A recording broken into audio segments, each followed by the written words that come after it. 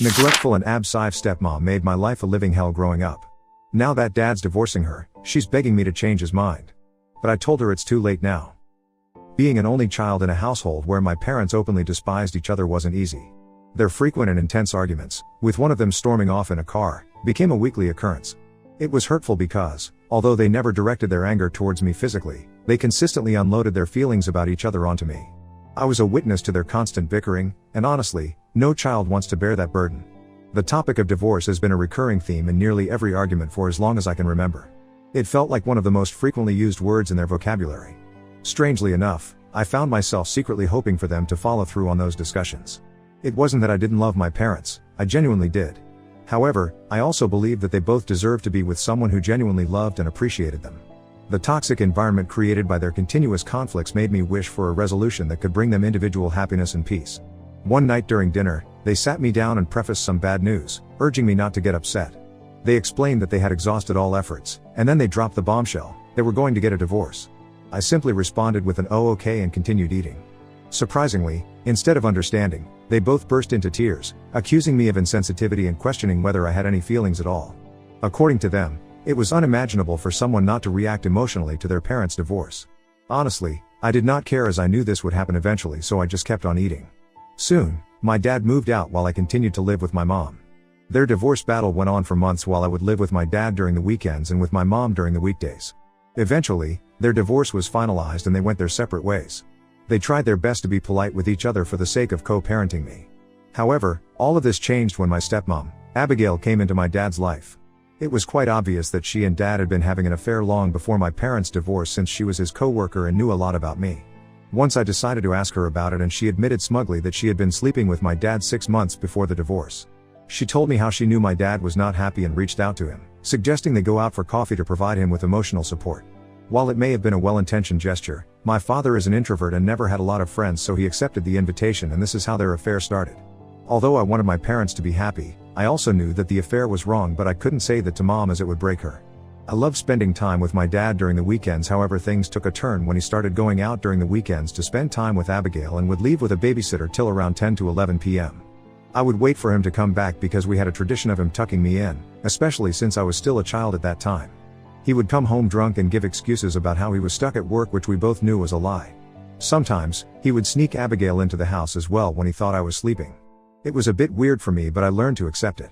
Abigail eventually moved in after a year, and the first thing she did was remove all photos of me and dad from his living room. This move struck me as odd.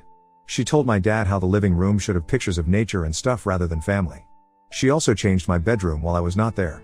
When I came back one weekend, she had turned everything in my room into a beige and neutral color. I was furious and made it clear to her that this was my space and I was my dad's daughter, but she told me how she hated how ugly and childish my room looked, so she had changed it. When I cried and told my dad, he and Abigail had a fight.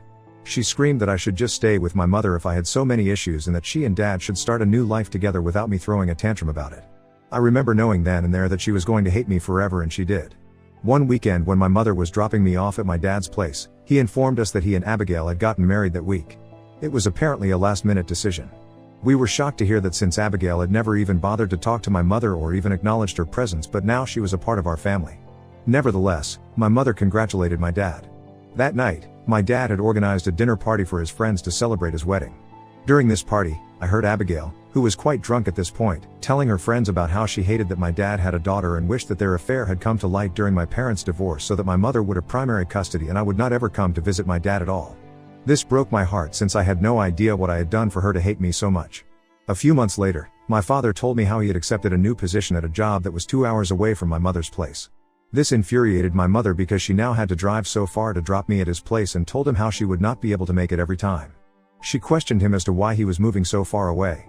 This is when my dad then told us about how his new job was going to pay him 3 times more than his current job. He did feel guilty about living so far away from me, so for the next few weeks, my parents talked, and in the end, they decided that I would start living with my dad, since he was going to be shifting to a better district with much better schools. I did not like this decision at all, since I already had friends in my current school, but my dad convinced me that I was going to go to a high-end school with better opportunities. Despite my initial reluctance, I eventually agreed to move in with my father. The transition to my father's new place came with its challenges. The distance between my parents' homes made it harder for my mother to visit me, but they both thought this was the best decision for my future, since I was joining a superior school. My father's job was demanding. He would wake up at 6 a.m., leave by 8 a.m., and didn't return until 8 p.m., so he would have no idea what went down between me and Abigail. At the time of the move, I was about to start 10th grade, a challenging period compounded by the fact that I was entering the school after everyone had already formed friendships in 9th grade. As a student, I was quite reserved and introverted just like my dad, so I didn't know how to make new friends. I was also struggling with terrible insomnia at that time, which was maybe because of my anxiety, but I would hardly be able to sleep until the wee hours of the morning. This would lead to occasional missed bus rides, and unfortunately, Abigail was always unwilling to drive me to school. As a result, I had to walk 2 miles and would then end up being even later than I already was. While it was true that missing the bus was completely my own fault, I still wished she would have had some compassion for me when I was clearly struggling. She would also refuse to cook for me except for dinners when she knew my dad would be home, and then she could act like a good person in front of him. This is exactly when I started eating a lot of junk food in my life, which I would buy with my lunch money that my dad would have left for me every day. I was clearly not doing well, and instead of helping me, she would make fun of me, saying how I looked like a pig and how I was clearly looking to be bullied. She would not help me with any homework or doubts I had by saying that she was not my mother. I would wait with bated breath for my dad to come home, after which I knew that she would treat me normally. She would yell at me if I didn't make my bed perfectly, or if according to her there was dust on my study table, even though I would clean it regularly. If I cried due to her yelling, he would tell me that if I didn't like it then I should just move back in with my mother because I was being bratty. Every day she would remind me how this was not my house and make me feel like a guest. As you can imagine, I was depressed and anxious and would have panic attacks. No one understood me. My dad was too busy to see the truth, and I was afraid of telling my mother and causing another big fight between my parents. Once, when things became too hard and I could not take it anymore with Abigail, I decided to run away to my mother's place. I had been saving up money that my grandparents had given me for Christmas, so I decided to book a bus ticket and packed a few things so I could go away. My mother was shocked to see me at her doorstep, since she and dad had been calling everyone like crazy trying to get in touch with me. I cried and hugged my mom, and it felt like I was finally at home. She knew instantly something was wrong. When she found out what Abigail had been doing, my parents had a huge fight. My dad refused to accept that Abigail had been doing all this to me and told my mother how I was just over-exaggerating, which made me cry even harder. When my mother threatened to take this to court, he finally listened to her. He promised us that he would talk to Abigail and get to the bottom of this. As you can imagine, my dad did discuss with Abigail and found out how she had not been giving me any food while he was out, and he shouted at her a lot. I don't know what happened, but he came over the next weekend to pick me up and told me that Abigail was very sorry and this wouldn't happen again. My mother warned him, and my dad assured us that she was going to be better. I guess my dad must have told her a lot, because Abigail never bothered me about that. She would cook for me begrudgingly, but other than that, she would completely ignore me as if I didn't exist. To be honest, I quite liked that, since it allowed me to coexist with her in the same house. We would have a few fights here and there, but it was still manageable. Eventually, I managed to complete high school and moved away to college. My dad kept telling me to pick the college in his city, but I knew that I had to go far away from him and his wife. We barely remained in contact since I refused to visit him during my holidays. This would make my dad sad, and he would tell me how I should be a better daughter and how everyone else's child keeps visiting them. But the truth was that after I started staying away from my dad, I could see just how depressed I had been while living with his wife. My brain could finally process how difficult my life had been, and I knew seeing him with her would bring me down again, and I didn't want that. As a result, I was closer to my mom. She would regularly check up on me, and I would visit her every time I got time off from college. When I graduated, my dad and mom were there to cheer on me. Later, I was looking forward to having dinner with my parents just like every other kid, but my dad informed us that he had to drive back home since Abigail didn't like eating alone. This was disappointing to hear, but I had learned not to fight with him when it came to Abigail, so I kept my mouth shut. For the next couple of years, I went on to have a job and eventually met my current partner, Michael. Since he came into my life, everything has changed for the better. His love and support have made a huge impact, bringing joy and a sense of completeness that I had been missing previously. Michael has a great relationship with my mother and has met my dad once or twice, but even those few times, he has expressed to me how he doesn't like the way my dad treats me and prioritizes his wife over me every single time. For example, once when he came to visit me with Abigail, I had planned out the entire day so I could show my dad around my city. I was telling him about this plan on call when Abigail overheard and started complaining about how she was not in the mood to go anywhere and insisted that she and dad should spend some romantic time together and that he could meet me later for dinner. My dad tried to tell her that they had come for the sole purpose of seeing me, but she put her foot down, telling him how he never took time off from work, so he should spend the day with her and then meet me later in the evening. I did not want to come in between them, so I just kept my mouth shut and accepted her plans. Now coming on to last year, during my birthday, my dad sent me flowers and ordered a special dish since he could not visit me. For context, I have been a vegetarian all my life and everyone knows about it. The flowers were wonderful, but when I got the dish I was shocked to see that it was a beef dish. Both my boyfriend and I were at a loss of words and thought maybe the restaurant had messed up the order. I called my dad, who asked me if I liked the dish, and before I could ask him, He started saying how I should thank Abigail for being so thoughtful since she had apparently ordered the dish for me. I took a deep breath as I understood then that this was all my stepmother was doing. I told my dad how she had ordered beef for me when everybody knew that I was vegetarian. My dad stopped talking and I could hear him asking Abigail, who confirmed the same. I could hear Abigail justifying how she thought my boyfriend could eat it anyway if I didn't like it, so I should not be complaining about something both of them had gifted. I was infuriated hearing her reasoning. In my frustration, I told my dad how this was supposed to be my birthday gift and it was ridiculous for her to send me something she knew I wouldn't like. This led to a heated argument between my father and me, who tried to convince me that Abigail didn't have an ulterior motive and that I should at least thank her. I refused, saying that I never asked for the dish, hence I should not be obligated to thank her. To add to the argument, Abigail started crying beside my dad and saying how I was being ungrateful and that I was still a spoiled brat. I cut the call in anger because I didn't want to say something I would later regret. My dad did text me that night apologizing for what had happened. To be very honest, I did not care about the gift that much, but it did hurt me that my dad didn't love me enough to send me a gift that I would actually like. He was then expecting me to thank his wife when she was the culprit behind all of this. Since then, I have hardly spoken to my dad. Michael supported me because he also understood how wrong it was for Dad and Abigail to treat me this way. My dad would call me sometimes, but I would speak to him for a few minutes only. This has been going on for quite some time.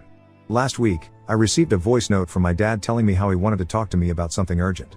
I called him thinking it was an emergency and he informed me that he had decided to leave Abigail. I was shocked to hear that, since I had never expected my dad to have the balls to leave her, but he told me how he had been thinking about it and how he had not been happy for a long time. He talked about how he wanted to remain alone and just travel the world. This didn't seem to be a good enough reason to me, so I questioned him if there were any major issues in his marriage, and with a bit of cajoling, he opened up to me finally about the real reason behind his decision. He told me about how Abigail's infertility issues were driving her crazy. She was taking out her frustration on my dad every day by telling him how he was not man enough to make her pregnant, and also threatening him that she would eventually cheat on him if he didn't give her a child. He told me that he was too tired and old now to go through all of this and just wanted to have a peaceful life. I did understand where he was coming from, since I had seen him work hard his entire life, so much so that I never even had to take up any debt during college, unlike my friends. He had provided for me financially and materialistically whenever I needed anything. My dad did deserve to be peaceful and happy at his age. I assured him that whatever he chose to do, I would be there for him. He thanked me for my support. He also talked with my mother about this, so she also knows. Over the years, they have become quite good friends and have been there for each other through tough times like this. Now last night, as I was about to go to bed, I started receiving calls from Abigail. Obviously, I didn't pick up, but she kept calling. When she realized that I wasn't picking up, she started calling Michael. In frustration, I picked up her call. On the other end, I could hear her sniveling and crying. She began by informing me that my dad had decided to leave her, dropping the bombshell as if expecting me to be devastated. To her surprise, I remained calm. She asked me if I already knew about it, but I remained quiet. Then, she started bombarding me with questions about whether my dad was cheating on her and urged me to spill the truth. Unable to contain a snicker, I bluntly told her that if she suspected anything, she should confront my dad directly. I didn't mince words when I reminded her of the audacity it took for her to question my dad's fidelity when she herself had engaged in an affair with him during my parents' marriage. This seemed to infuriate her. She raised her voice, accusing me of being heartless and insensitive. I calmly expressed to her that I honestly did not care about their divorce. What mattered to me was the fact that my dad was finally leaving her, and I was happy that karma had come to bite her back. She continued to cry and scream, attempting to guilt-trip me by claiming how much she had done for me over the years and that as her stepdaughter, I should have some sort of obligation and loyalty to her. She insisted that the least I could do was talk to my dad and offer tips to salvage their relationship. In response, I let her know that their relationship was none of my business, and I had no intention of meddling or advising anything. I told her that she had done absolutely nothing for me, except give me trauma, depression, and anxiety, hence she should not expect my loyalty. I told her that I was glad that she was finally going to be out of my dad's life as well as all of ours. Since then, my stepmother has been sending me nasty messages saying how I was a bad daughter for not trying to save my dad's second marriage and how I could reason with him. This is absolutely ridiculous, since I have honestly nothing to do with his decision. Although, I can talk to my dad, but I feel like he is making the right decision by leaving her. She is insufferable, but I might be biased also. Hence I am on Reddit Ida for not helping my stepmother. Update 1. Firstly, I want to express my gratitude for the overwhelming support, comments, and private messages I have received since sharing my story. It's truly heartening to know that there are compassionate strangers out there willing to offer me their perspectives and guidance on this matter. Now, to address some developments since my initial post. I have had conversations with both Michael and my mother about the situation with Abigail. It turns out, they share a common sentiment that my decision not to intervene in my dad's impending divorce is the right one. Michael, especially, has been a pillar of support throughout this ordeal. He reassured me that my well-being is paramount, and that I shouldn't feel obligated to fix a marriage that has long been marred by toxicity.